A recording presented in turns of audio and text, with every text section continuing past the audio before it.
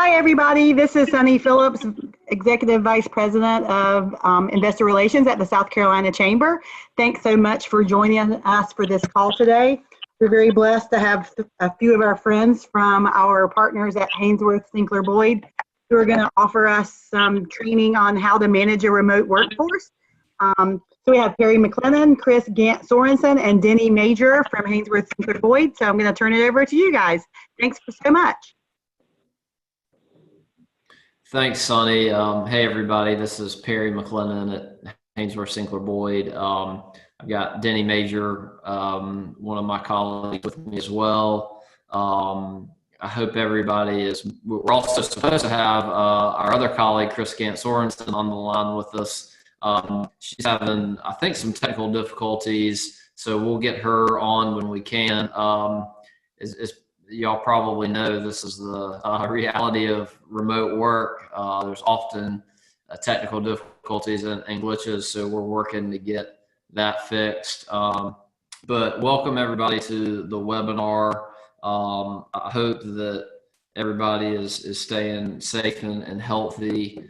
I also hope that everyone's businesses are doing okay during this time. I know it's very challenging for everyone.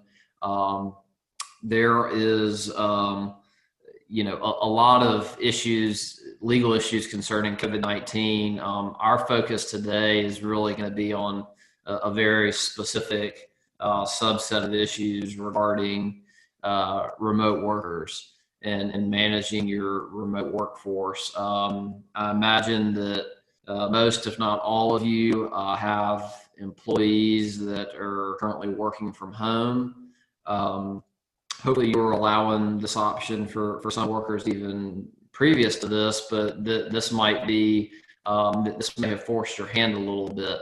I saw a news flash come across that Governor McMaster was going to be issuing an order today, this afternoon, statewide stay-at-home for non-essential businesses. So it could be even a greater number of people that are working from home in the coming weeks. A couple of things specifically that we're going to try to hit today. The first is, and we're going to go through a couple of different legal issues, and then we're going to reserve a large portion of our time today for Q&A, because what we found so far in advising clients on this COVID-19 stuff is that Q&A is often the best way to sort through some of these issues, as opposed to more of a presentation style. So we're gonna go through a few basics, and then we'll open up for Q&A, and feel free to ask us any questions during that portion of the webinar. The two primary things that we're going to go over concern compensation issues and paying your workers while they are working remotely. We'll talk a little bit about the differences between exempt employees and non-exempt employees for that purpose.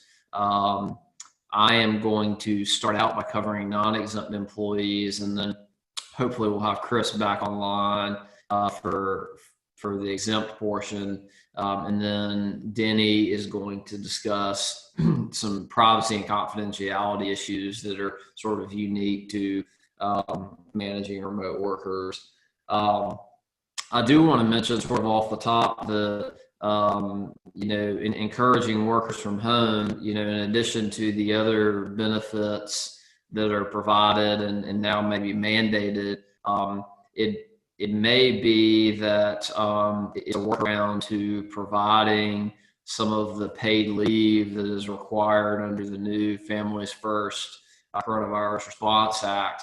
To be eligible to receive the paid leave under that act, you either have to be not able to work or telework. So if an employee can work from home, then they're still required to work and not be out of work and receive pay during that act. So that's just one additional benefit to having some of your workers work from home. And with that, I'll kind of jump into talking about non-exempt employees.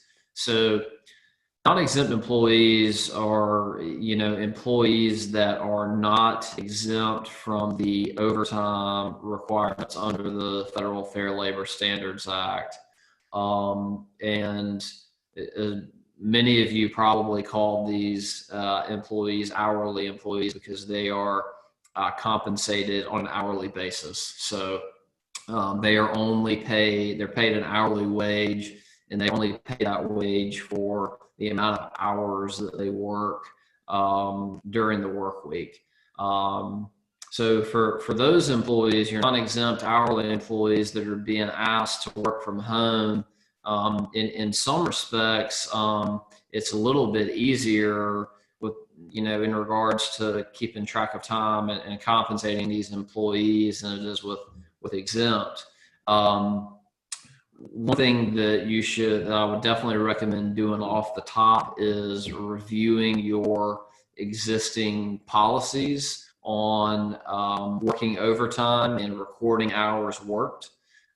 See what the processes are under your existing policies for requesting the ability to work overtime, what the process is for checking pay stubs, what the process is for recording time, and make sure that all those are easily transferable to workers that are going to be working from home that might otherwise be coming into the office. It's probably a good idea, even if your policy is pretty clear on the requirement to track hours and report hours and that type of thing. It's probably a good idea to go ahead and issue some kind of memorandum or outline or something for the workers that you're going to be asking to work from home during this time period that just includes some basics that we'll talk about today: reporting time worked, setting up a home office, any specific IT issues, company equipment, privacy, confidentiality issues. It's probably a good idea to go ahead and issue some kind of special memorandum for your workers that makes clear what their responsibilities are while they're working remotely. And one other thing I'll mention is that we're not really focused in this webinar on the IT aspects of, the nitty gritty IT aspects of, how you set up remote access and things like that. Leave that to the IT professionals. We're focused on the legal side. I think one other thing to keep in mind with your non-exempt employees, obviously make sure that they are recording all of the time that they work, and that they are turning that in as they normally would. One thing you want to make sure that you avoid is a large increase in overtime claims. Obviously, given the business climate that we're in right now, a lot of businesses are probably cash strapped. I know a lot of clients have told me that they're not authorizing any overtime work right now because they can't afford to pay people overtime. The reality of the situation is that if the employee works the hours, you are still required to pay them at time and a half of their regular rate for any hours worked over 40 in a work week. So if you got an employee that emails you and says, they're working from home, and they email you and say, I worked 50 hours from home this week, legally speaking, you're still required to pay them for the 10 hours of overtime that they worked. And your remedy as an employer is to discipline that employee accordingly for not following proper procedures for getting prior approval for working that overtime. So again, make sure that process of requesting advanced approval before working overtime is in place. One other thing, obviously when you're in the office setting, it's very easy or it's easier at least to monitor how busy somebody is. I would say if you've got a 9 to 5 hourly employee, you know when they're there. For your hourly folks that are going to be logging in and working remotely, it's not as easy to tell, okay, are they really working those 40 hours, or are they just turning in a timesheet that says they worked those 40 hours? So I think setting up some kind of processes to monitor and make sure that the employees are actually logged on and working and putting out work product. If you're paying them for 40 hours, that they are online, willing, ready, and able to work.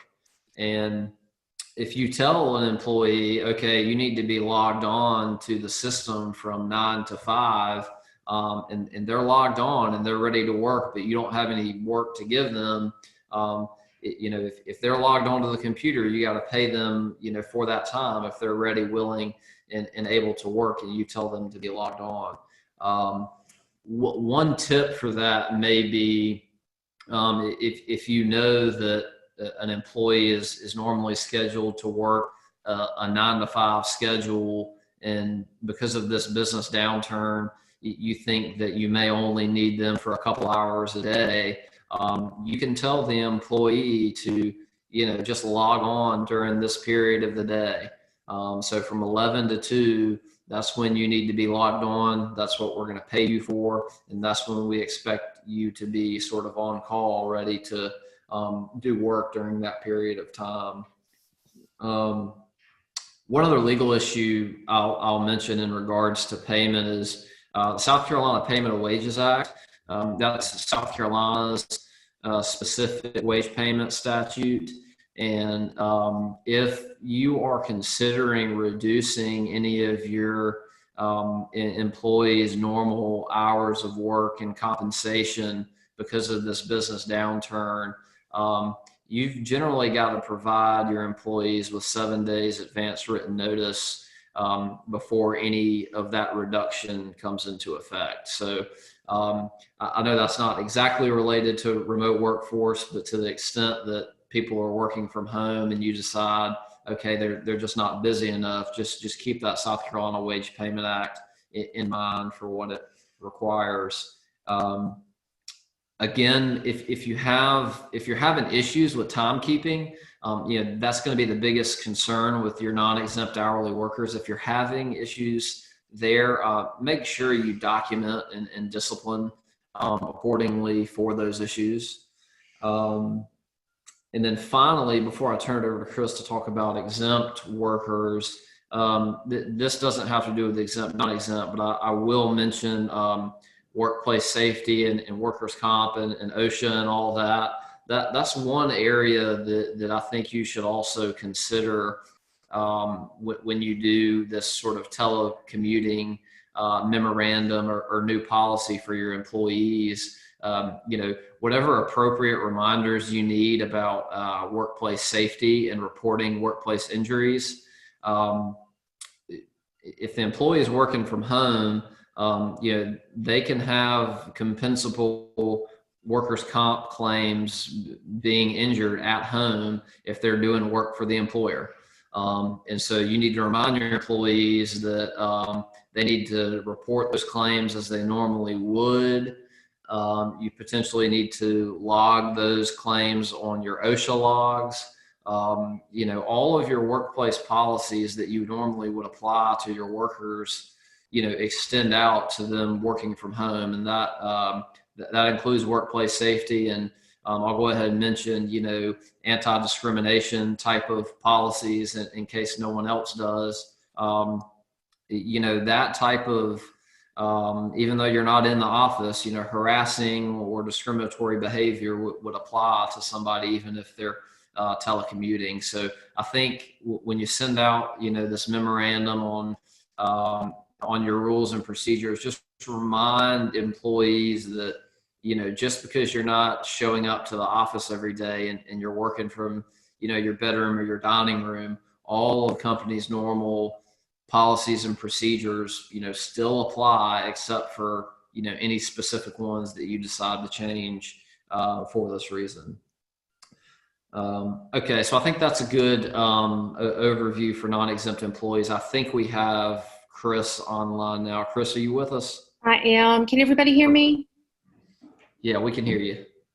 So sorry about that. That's I okay. have been struggling, and for some reason I can completely access Zoom on one database but not another. So I apologize.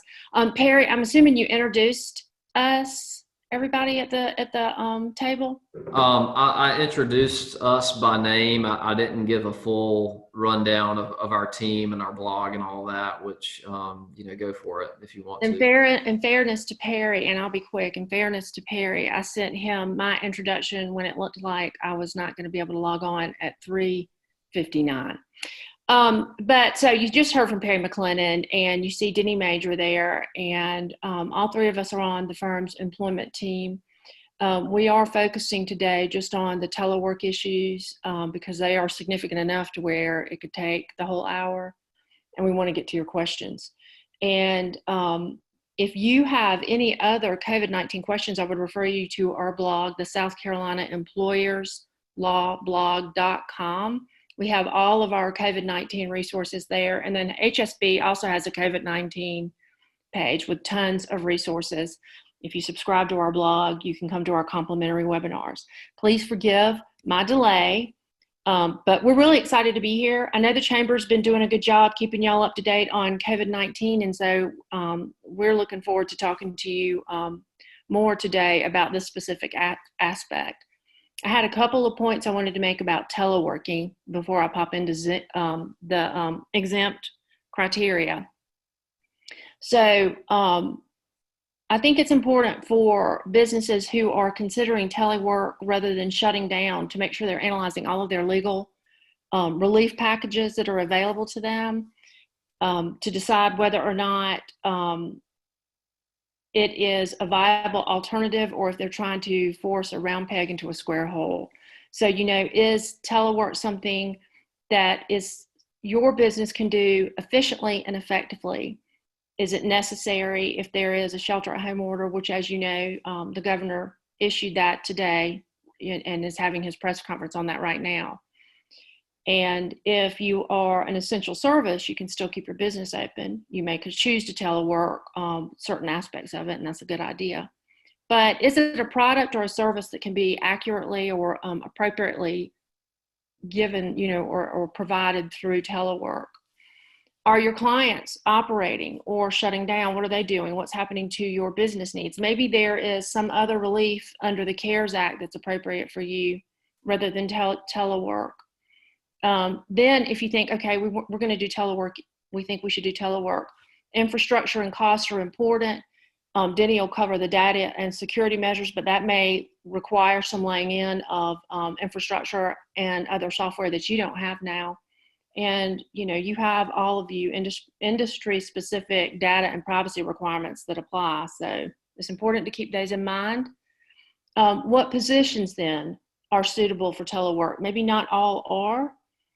You do not have to allow telework for all positions once you've determined this analysis. However, the recommendation for legal compliance is to make sure that you align telework to job positions, not specific employees, because that way you'll avoid the unwary step into a Title VII ADEA or ADA issue, the other employment law categories where it looks like some people in a protected class are being denied rights that others that aren't are getting. The telework policies also have to be applied consistently across the classification of employees.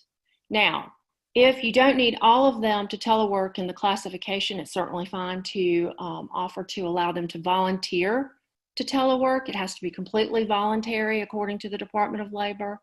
And then, that employee, an exempt employee, may still choose to use PTO.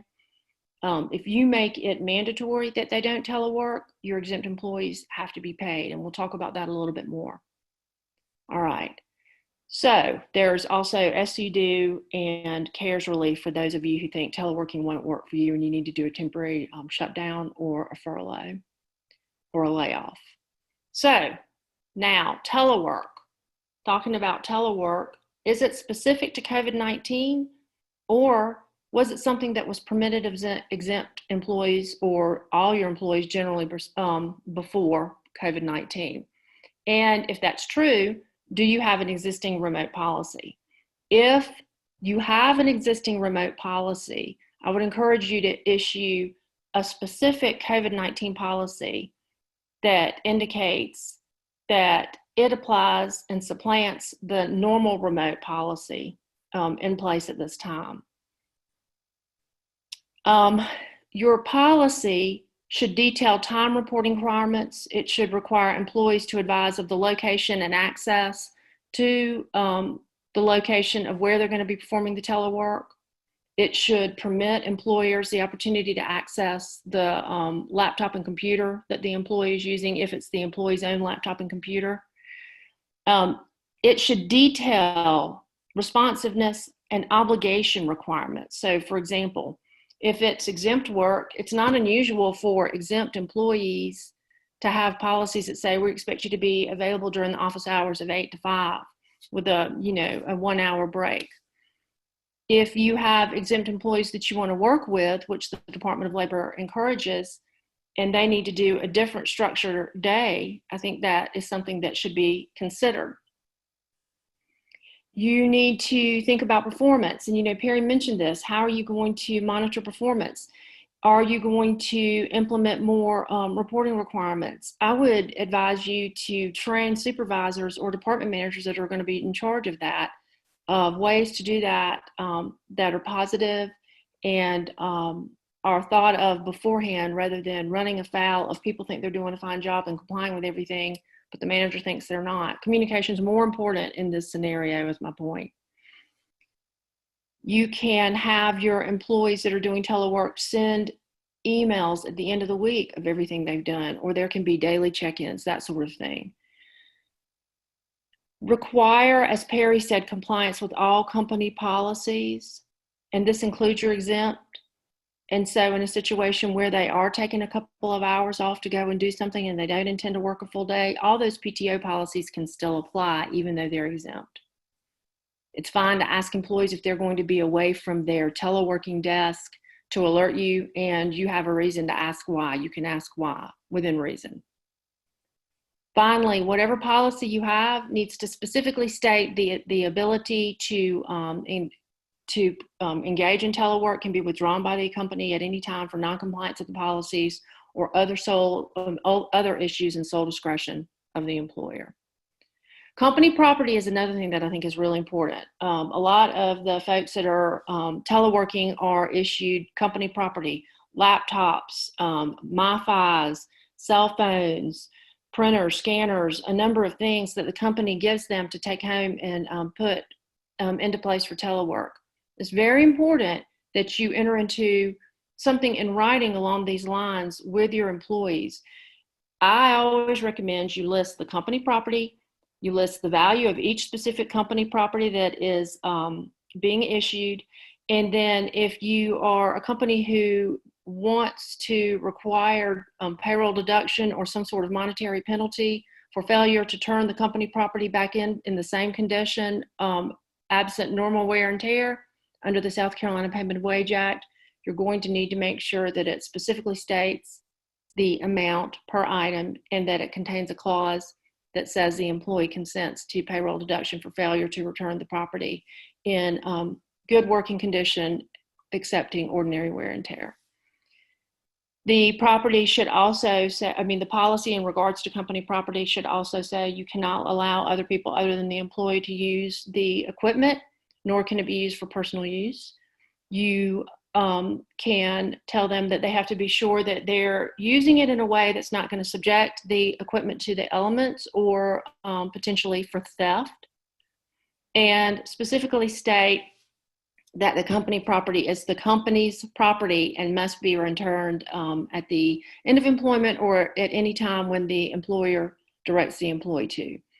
You know, while someone's teleworking, especially if it is not subject to the shelter at home order just issued, an employer can require an employee to come to work, to report to work on occasion, absent some COVID qualifying event. And so that's important to keep in mind too. It is fine. There was a question I know about this. It is fine to require telework agreements or a telework policy. Whatever you do, all of these things that we're outlining, make sure if it's a policy or it's an agreement that it's signed and dated by the employee that is issued. Okay, so I covered that pretty quickly because I also want to leave a good bit of time for Denny. And so let's talk about just some of the legal issues specific to exempt employees that you need to keep in mind. So exempt employees, their wage is the same amount every single week, no matter how many hours they work. We've all been getting a lot of calls about, can we reduce the hours of exempt employees? If you do that, you run the risk of losing the exemption for the exempt employee and then being subject to overtime wages looking 2 years back from the date that the exemption was lost for the entire classification of employee, not just that employee, but all of those classified that way in the same class. Salary basis, in other words, does not only require that you pay exempt employees a minimum of $684 a week. It also requires that you pay them the same amount every week and that you meet that criteria and that their wages don't fluctuate from week to week. Those two criteria, if you don't meet them both, you can lose the salary basis, even if you're paying someone over $684 a week. It is okay to adjust hours for performing work if they meet certain FFCRA criteria, and I'll talk about that a little bit later, but that doesn't mean that you can't or shouldn't pay them. So if you are going to reduce salary, and some companies, we're seeing some companies do that with their exempts, reduce the exempt salary. Please understand that, again, any week-to-week or month-to-month or any sort of temporary reduction is not going to comply with the salary basis test and therefore could subject the employer to losing the exemption. The Department of Labor does not define how long the reduction must be for, but it says for long duration. It's been interpreted by non-DOL resources to be a minimum of 3 months. So that might not be a good alternative for the COVID-19 situation because presumably, hopefully, this is not going to continue for 3 months. Another exempt issue that is worth looking at, it's always an exempt issue, is misclassification. Exempt employees, are they properly classified as exempt or are they being improperly classified as exempt? This is going to usually apply for administrative, executive, and professional exemptions. So it's important to check that and make sure that that is still compliant.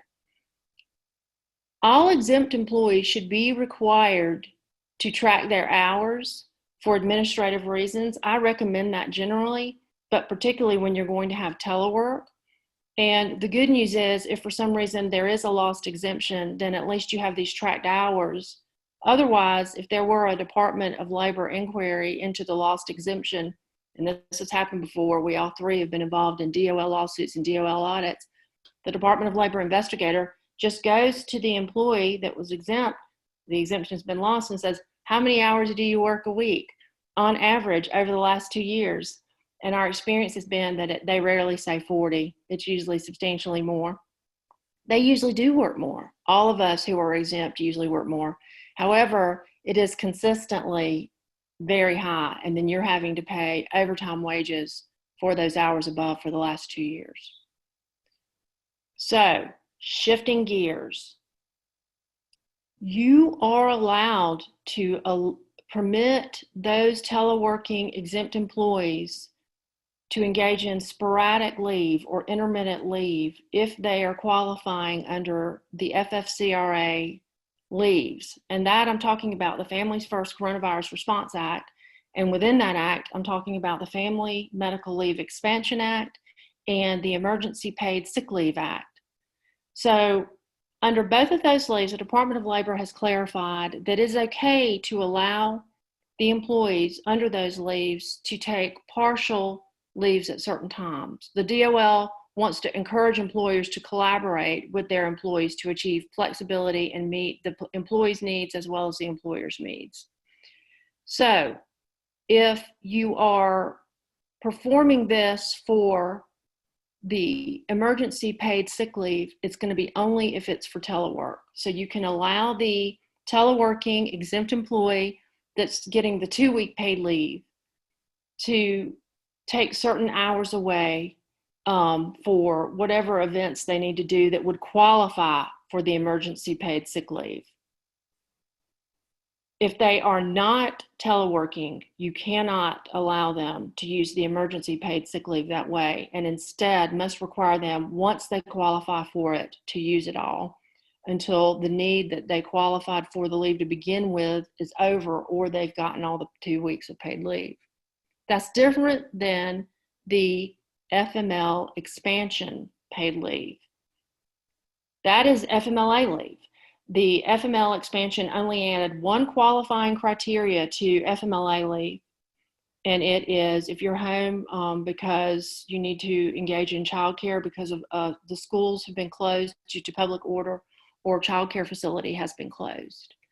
In that scenario, the employer can allow the employee to take intermittent leave, and that also means that in those situations where they're taking intermittent leave, the employer needs to make sure they're properly crediting the hours. So let's say I'm taking intermittent leave. I'm working 4 hours on, 4 hours off every day.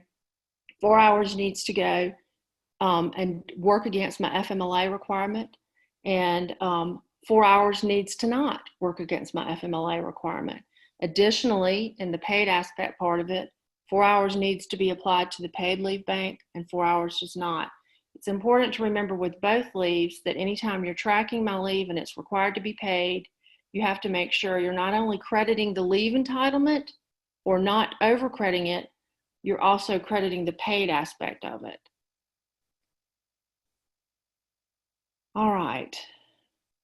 There were a couple of other points I wanted to make about that.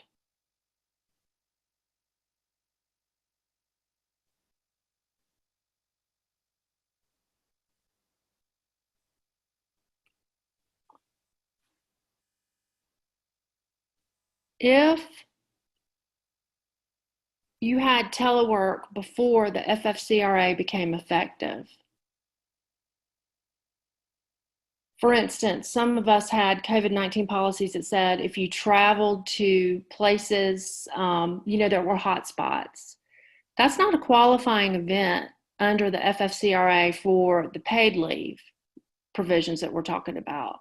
So those folks won't be entitled to the FFCRA paid leave events. However, if they after develop one of those paid leave events, then you may have to reconsider. Record keeping requirements are also important under the FFCRA in order for you to get the monetary relief. And I won't hit that because I want to make sure that Denny has time to get to what he needs to get to. And then the last thing I'll say is OSHA and its COVID-19 guidelines have specifically said that employers do not need to attempt to implement the OSHA standards applicable to the ergonomics of the workspace to an employee's at-home work. All right, so ran through that pretty quickly. We're glad to answer any questions about that, but now I'm going to kick it to Denny. Yeah, I appreciate y'all letting me talk to you. I'm going to start by saying that I'm not an IT expert, and there becomes a level pretty quickly when you're talking about security of remote access that you either get really down in the weeds or you sort of stay up high, and I'm going to try to sort of stay up high in talking about this. But to start with, to sort of define the issue, very generally speaking, I see two types of information that are really what we're worried about here. The first is personal and financial data, any kind of personal identifying information, certainly anything like social security numbers, people's names and addresses. sometimes those kinds of things can be tucked away in files and places that you may not think necessarily that they are. Hopefully you're aware of where the social security numbers are, but certainly there can be reasons to have a list of specific names and addresses and other types of documents. And that, is construed as sensitive information that you're not going to want to let get out just for people's personal security reasons. The second type of data that we're worried about is sensitive commercial data. And sometimes there's documents like a customer list that has specific customer contact information and maybe more personal data. Maybe there's that fall into the category of both of those types of information. I probably deal more with the commercial data in my practice, and I handle a lot of trade secret suits, so I'm fairly familiar with the types of ways that people can and do protect that information. And of course, commercial data can be very broad, really, even customer information can be technical information, really any kind of information that is not public, that's about your business. Also, just to kind of define the context of what we're worried about, I sort of view the threats and the things we're concerned about in the two major categories. The first being hackers and active attempts to get data. And the second is really everything else. For the first one, usually hackers and people that are actively trying to get data are going to be after personal data, financial data, that kind of thing, for identity theft and whatnot. The hacker threat is obviously an IT related issue.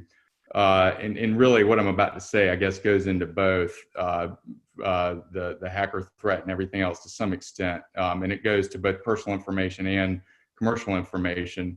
But the one issue that I think we have with remote workers is people are sometimes using a remote desktop service, and maybe you've got it in place, maybe you don't. If you do have it in place, there's a good chance that people are getting tired of it being slow. There's a good chance that that the system is stressed and that therefore it's either not working or moving slowly.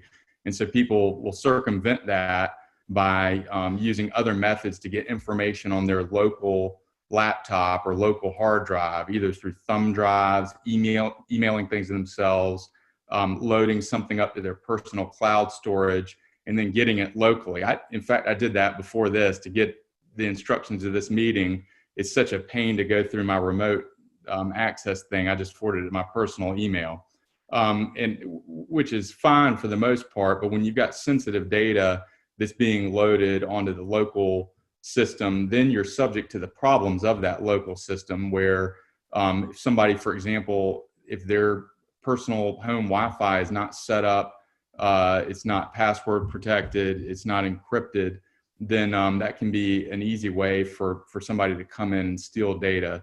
So I think it's important for employers to be aware of those problems and to communicate them to employees that that they need to be working remotely through the remote desktop service, which, by the way, I read an article actually in preparing for this that indicated that there are some issues. This was before the COVID threat. Somebody did a study and found out that there were some issues with some of the remote desktop software, but that's really up to checking with your IT to make sure that yours doesn't fall into that category. But it's also important to tell people that they need to be using the remote desktop connection, or if they're not, make sure that they've got a properly encrypted home network system, that their laptop is password protected, which that needs to be the case really anyway.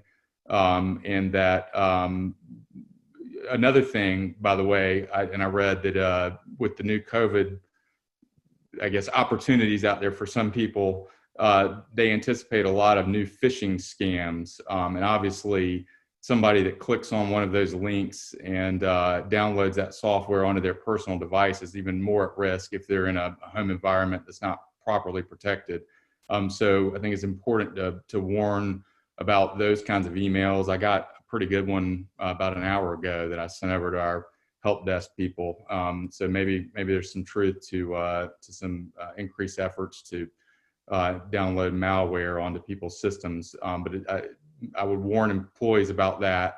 Make sure they're using the remote desktop connection, that is secure. And if not, make sure that what they're using at home is secure. I also wanted to mention what I anticipate is a secondary threat that I think in all of the sort of blogs and articles I've read about this isn't something that many people have mentioned.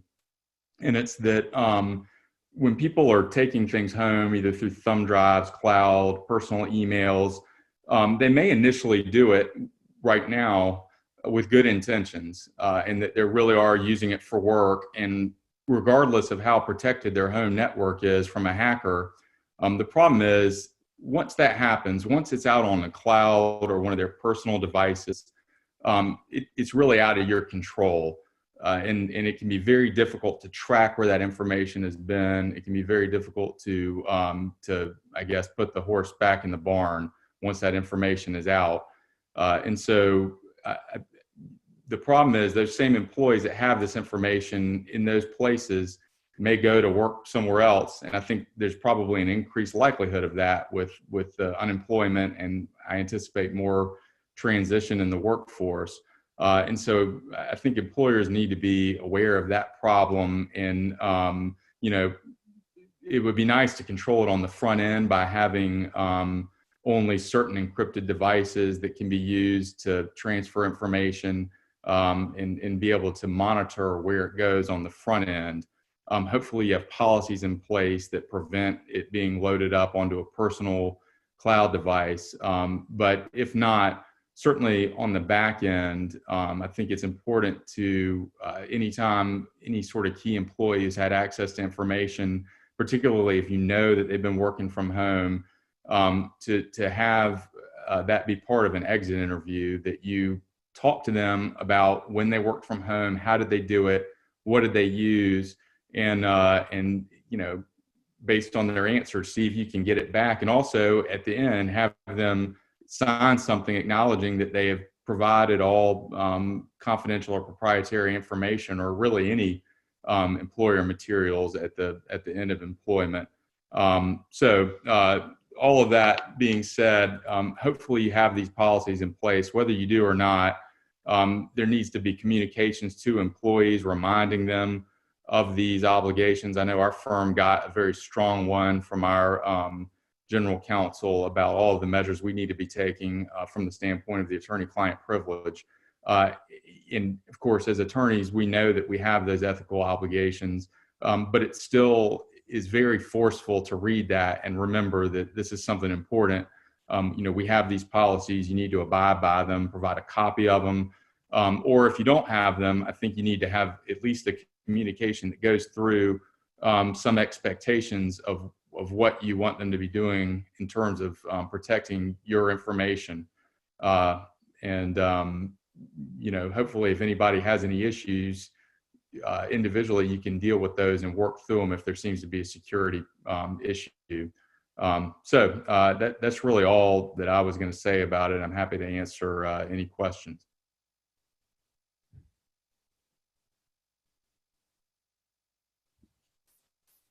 Chris, do you want to take the lead on curating the questions, or you want me to do that? Sure. I'll go ahead and start Okay. with the first one. And so we'll read, I don't know if y'all can see the Q&A or not, so we'll go ahead and read them. I have an employee who willingly resigned in February and her last day was in early March. I just learned that she told our 401k plan administrator that she was let go due to COVID-19 so she could access her money at a reduced penalty. I sent the plan administrator a copy of her resignation letter. Should I proactively send it to the unemployment office so she doesn't try the same thing with them? If so, how do I do that? So the FFCRA benefits, just FYI, are not retroactive. So they're effective tomorrow. So she's not entitled to any paid leave under that. In regards to her due claim, if she resigned, presumably she's already filed her unemployment claim. And if you haven't filed a due mass layoff or do some sort of notice that this employee is subject to that notice, then presumably you'll go through the same process that you would normally for unemployment benefits with due, at which point you'd be able to attach the resignation letter to do in response to her claim that she's entitled to benefits. Perry, anything else you wanted to add about that? No, I will just mention for those of you who may not know it, the unemployment office has stated that any layoffs, COVID-19 related layoffs and unemployment claims are not going to be counted against your unemployment insurance tax. So to the extent this employee masquerading as a COVID-19 layoff gets benefits, it won't be counted against you, which is good news.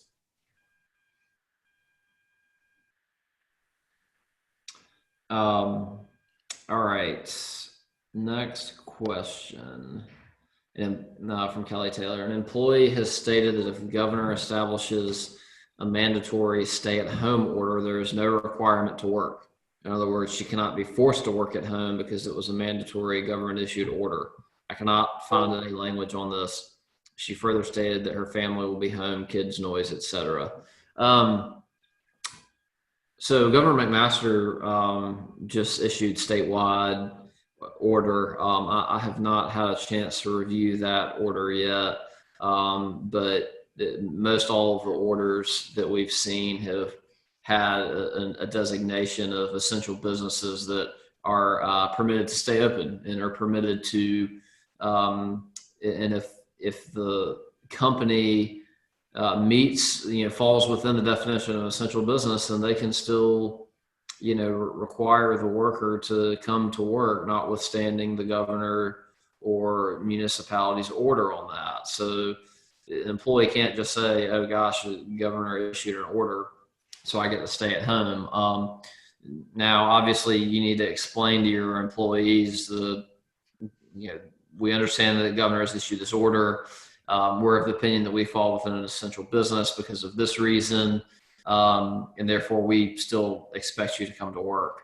The other thing about your question is this employee mentions that she cannot be forced to work at home. I'm not sure how that has anything to do with the governor's order or any order.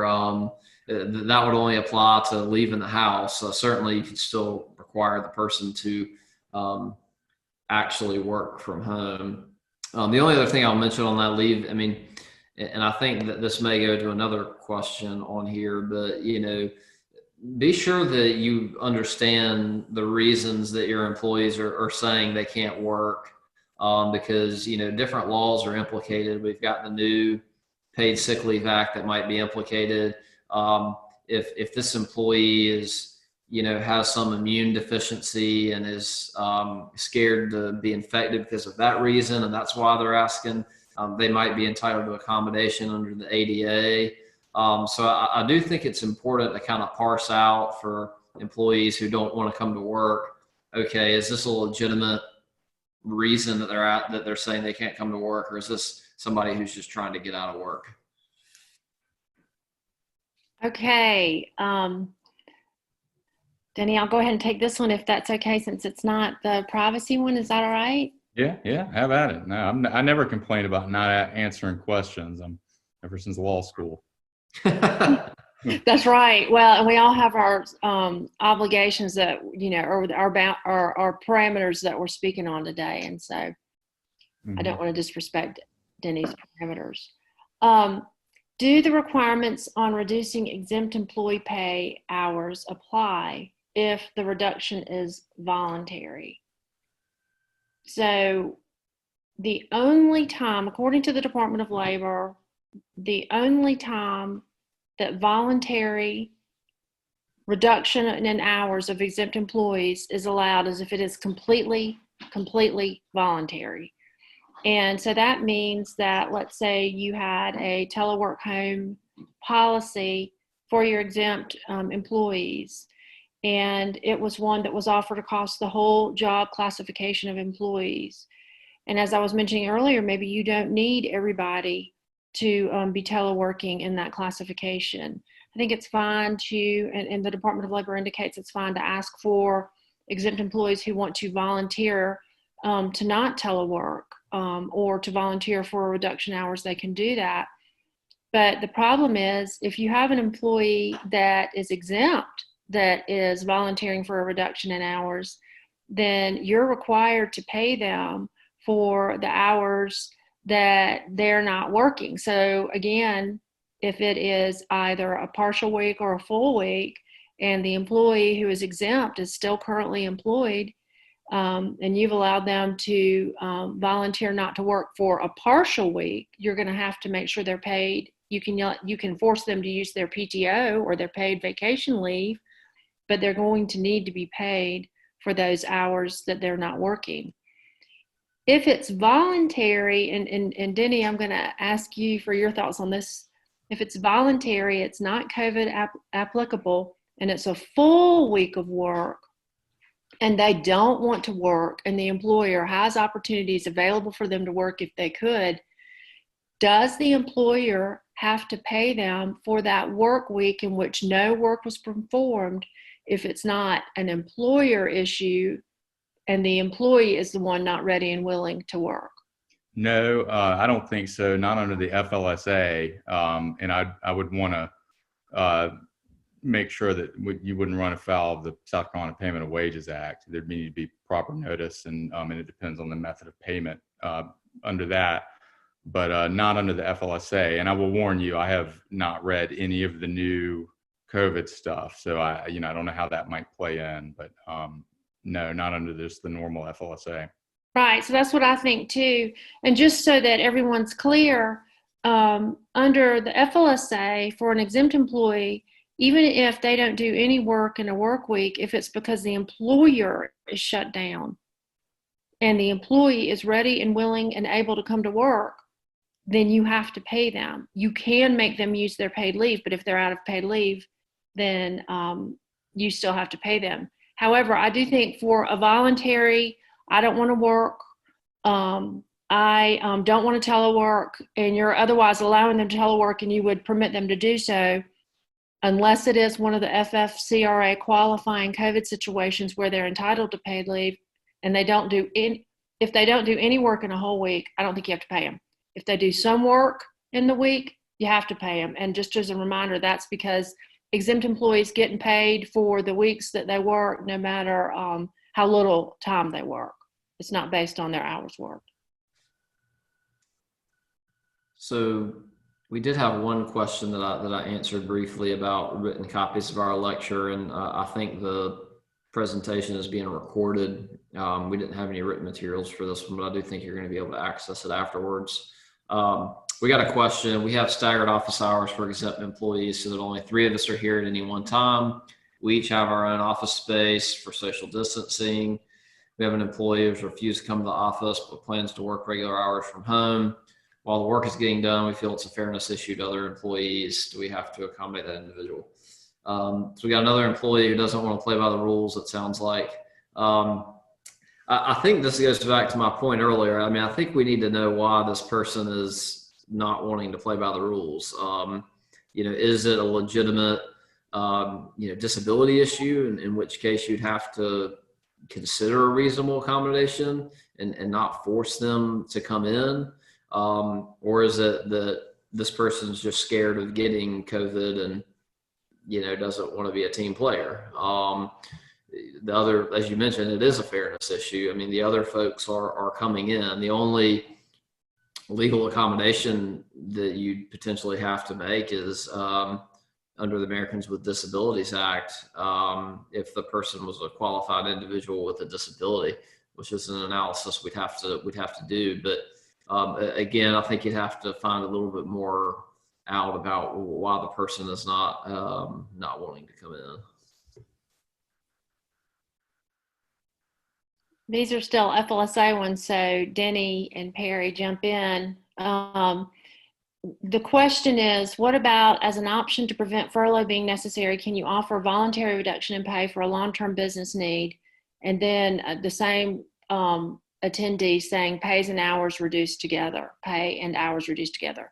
So for exempt employees, you're going to lose the exemption if you do anything other than reduce their wages. And the reduction in wages has to be for long-term. Long-term is not defined. It'd probably be a good question to the Department of Labor in these times. We know day to day and week to week won't meet the criteria. And I would even submit month to month. The interpretation is it needs to be 3 months. So you can reduce pay. You've got to do 7 days advance written notice under the South Carolina Payment of Wage Act before it takes effect. But you can reduce an exempt employee's pay as long as you don't reduce them below the minimum $684 a week. You cannot reduce their hours unless you take them part-time and give them that notice as well. Under the terms and conditions, we're changing your terms and conditions from a full-time exempt to a part-time exempt. Otherwise, you cannot reduce their hours for someone who's not otherwise classified as a part-time exempt officially. And that is because if you do that, that's going to cause you to lose the FLSA exemption, and you'll be subject to overtime, wages for that employee plus all the other employees in that class of employees for a period of 2 years back retroactively from the date that the exemption is lost. If there's a lawsuit, then it's attorney's fees as well. And if if the Department of Labor gets involved, that's double damages. It's the actual damages, the overtime wages for the 2-year period for the entire class of employees times 2. So it's important to understand that distinction. Now, furlough is again a situation, not a layoff, but where the company is shut down and is not able to have people come to work. And if a company does that, then the exempt employees still have to be paid. Do y'all want to add anything to that? No, I mean, this ties in. Somebody asked me to repeat the issue of providing 7-day advance notice for pay changes. I think Chris covered that, but very fundamentally, the South Carolina Payment of Wages Act requires you to provide written notice to employees before you reduce their wages. A lot of companies, just to make it easy, don't do it during the current payroll, so they make it on the next payroll, provided that that's at least 7 days. But it's there to avoid kind of a sneak attack on employees that all of a sudden you're reducing their wages. If you're considering a scenario where you are reducing, I mean, as y'all can tell, this is a little bit complicated with reducing wages and hours. If you're facing a scenario where you're doing a large reduction in hours or compensation for employees, I mean, I would encourage you to reach out to legal counsel about doing that. It's very complicated, but the South Carolina Payment of Wages Act generally requires the 7 days advance written notice.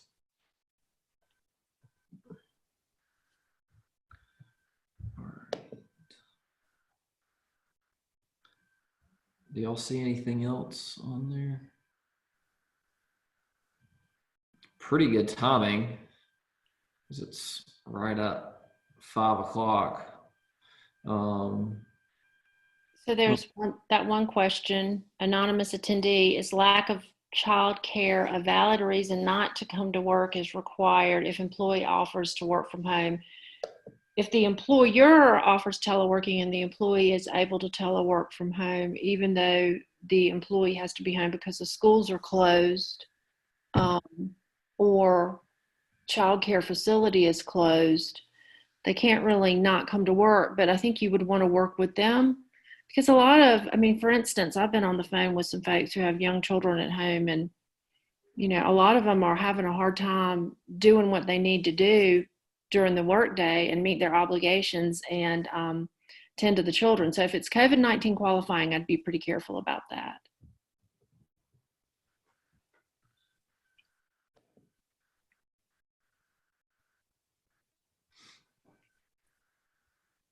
Did that answer the question? It was an anonymous attendee that submitted it.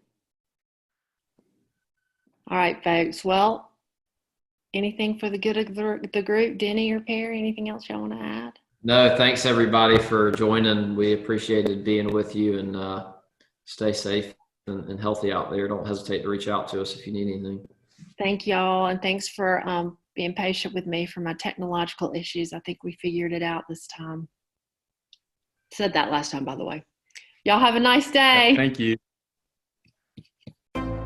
Thanks for joining this webinar presented by Hainsworth Sinkler Boyd. To learn more about the firm and its services, visit hsblawfirm.com.